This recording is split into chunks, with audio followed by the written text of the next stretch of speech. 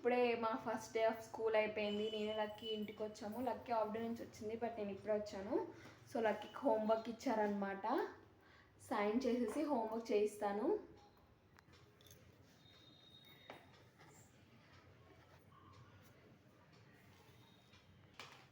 So ఇది homework. Bye అయితే బాయ్కి కలర్ చేయాలి, గర్ల్కి కలర్ చేయాలన్నమాట. సో లక్కీ గర్ల్కి కలర్ చేయబోతుంది థంబ్ ఇంప్రెషన్తో. కలర్స్ కూడా రెడీగా ఉన్నాయి.